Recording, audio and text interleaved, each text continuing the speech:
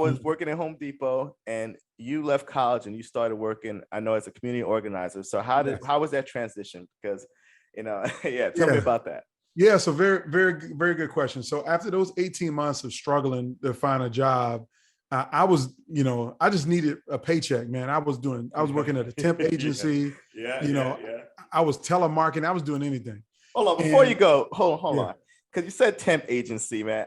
People got to understand what this is. Because I worked at a temp agency too. And it was like one of those where, 4 a.m, I'm at a place getting picked up in a van to get dropped off at a warehouse where I'm lugging, boxes in 100-degree for 10 hours for less than minimum wage. Yes.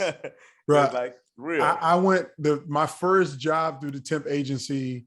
There was a store that was going out of business and they needed help taking down the shelves out of the store. They had sold everything out of the store, but we had to take the shelves out of the wall. We had to deconstruct the whole building so it could be an empty open space so they could try to sell it. And that was my first job. And I literally made $138 that week. That was what I made the whole week. Backbreaking labor. Yes. Yeah.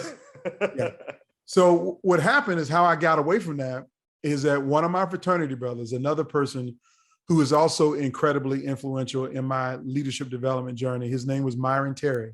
He's from Beaufort, South Carolina, went to University of South Carolina, was our fraternity advisor. He called me and says, fax me your resume. Now, this is pre-email days, y'all.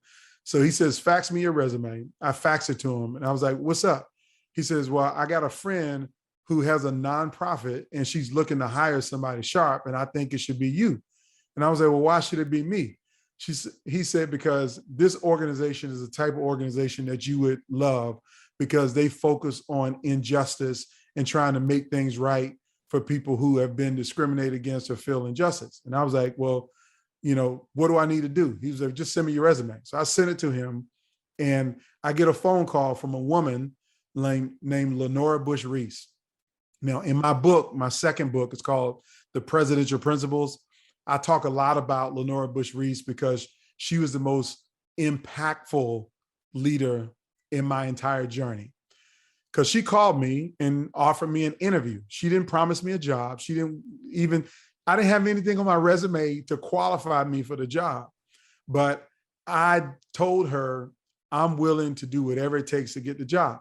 And so she hired me with no experience, no background in community organizing, as a community organizer to focus on healthcare issues for a nonprofit called South Carolina Fair Share.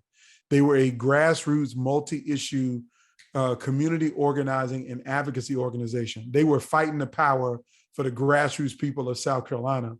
And I was blessed to work for her for 13 incredible months, and where she taught me how to look at the world from a lens of right and wrong, just and unjust, fairness and unfairness, and taught me that my mission is to work every day to make things more fair, even though I didn't create the system of unfairness.